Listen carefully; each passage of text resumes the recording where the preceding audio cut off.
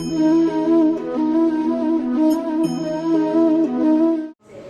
એવી મજા આવશે. પછી ધીરે ધીરે વરસાદથી આપણને થશે ઓ એ છે વરસાદની હેરી થશો. અત્યારે બહાર ફરવા જાવ, ઝરણા જોવા જવા, એવી મજા આવશે. પ્રકૃતિનું સૌંદર્ય સોળે કળાએ કેવી રીતે ખીલી ઉઠશે. આ અષાઢ મહિનો, એમાં જે આ તહેવાર છે પ્રથમ અષાઢી બીજ. અષાઢી બીજ ક્યાંથી શરૂ થાય ખબર છે તમને બધા? કઈ જગ્યાએ અષાઢી બીજમાં રથયાત્રા નીકળે છે? અરે વાહ, સરસ.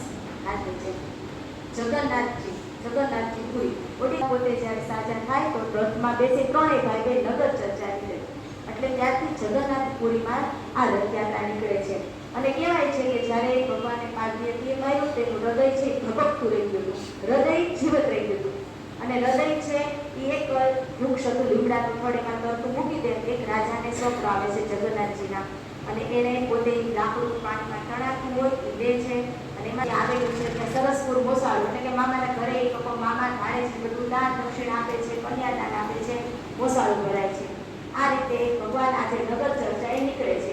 ત્રણ રથમાં બેન સુભદ્રા, ભાઈ મોટા ભાઈ બલભદ્ર અને ભગવાન કૃષ્ણ ભગવાન જેને જગન્નાથજી કહેવાય છે તે અંદર બિરાજમાન હોય છે. આ વર્ષની રથયાત્રા 148 દિવસ છે. કચ્છી લોકોનો કચ્છી માંડવો, કચ્છી લોકોને કચ્છી માંડવો કહેવાય છે.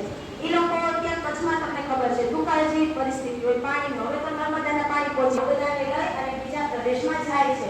પણ જ્યાં અષાઢ મહિનો આવે ને એટલે પોતાના જે બધો સામાન હોય, કમાણા હોય, પૈસો ટકો લઈ અને પોતાના વતનમાં પાછા આવે છે.